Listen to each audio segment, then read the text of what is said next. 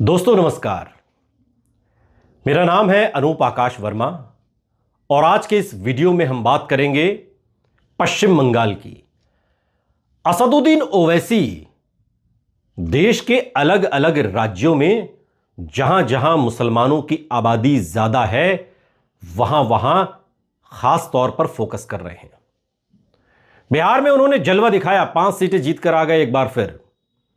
महाराष्ट्र में आप देख रहे हैं निकाय चुनाव में 100 से ज्यादा सीटें उन्होंने जीत ली। उत्तर प्रदेश पर उनकी नजर है, लेकिन उससे पहले चुनाव बंगाल में होना है। बंगाल, पश्चिम बंगाल, जहां पर बीजेपी पिछले कई सालों से यह प्रयास कर रही है कि ममता बनर्जी को सत्ता से बेदखल कर दिया जाए और खुद सत्ता पर काबिज हो जाए। अब बीजेपी कितना कामयाब होगी कितना नहीं, यह तो बात की बात है, लेकिन सवाल यह है कि जिस पश्चिम बंगाल में 30% मुसलमानों की आबादी है, 40 से ज्यादा सीटें मुसलमान मतदाता प्रभावित करने की स्थिति में हैं, वहां पर असदुद्दीन ओवैसी के लिए क्या संभावनाएं हैं।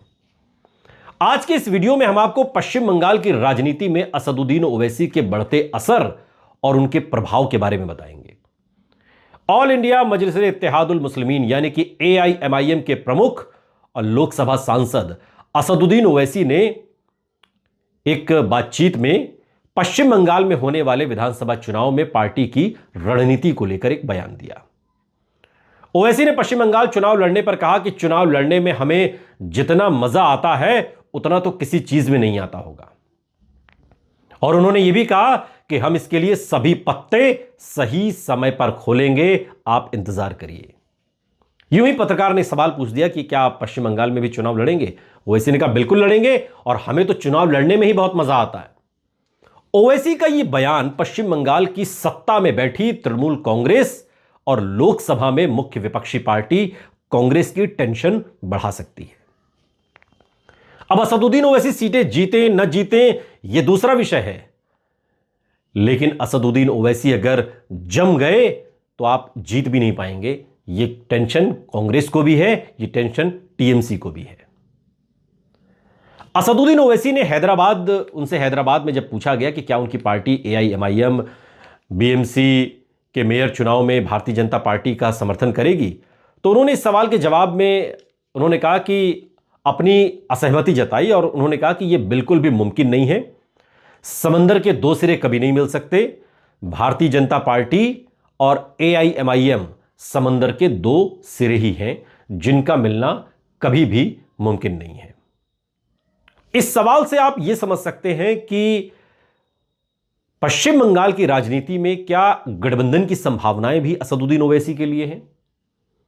ममता बनर्जी, जिन्हें पश्चिम बंगाल का मुसलमान दिल खोलकर वोट देता आया है, और एक छत्र राज यह माना जाता है कि पश्चिम बंगाल में ममता बनर्जी का मुसलमानों के वोट बैंक पर है।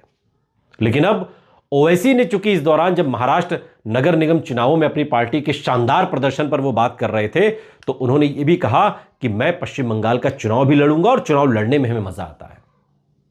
उन्होंने कहा कि हमने नगर निगम के चुनावों में कुल 25 सीटों पर जीत काबिज की, और 1 महीने पहले हमने करीब 75 सीटें जीती थी।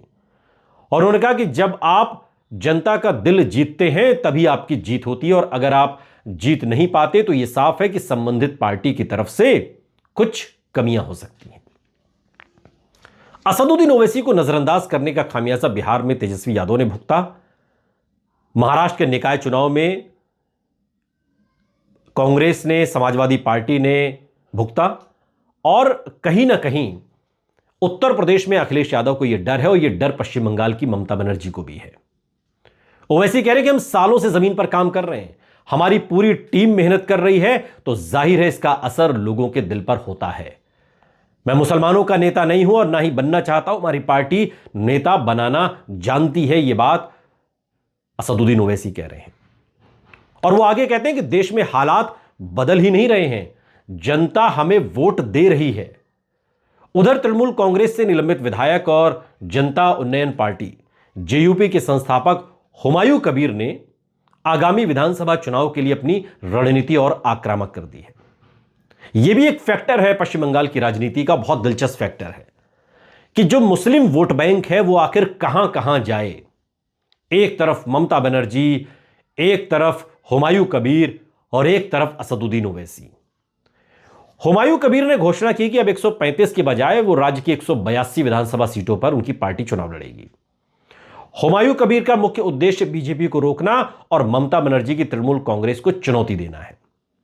उन्होंने साफ किया कि वो पीरजादा अब्बास सिद्दीकी की पार्टी इंडियन सेक्युलर फ्रंट के साथ हाथ मिला रहे हैं और असदुद्दीन ओवैसी की पार्टी एआईएमआईएम को भी गठबंधन में शामिल होने का न्योता उन्होंने दिया है।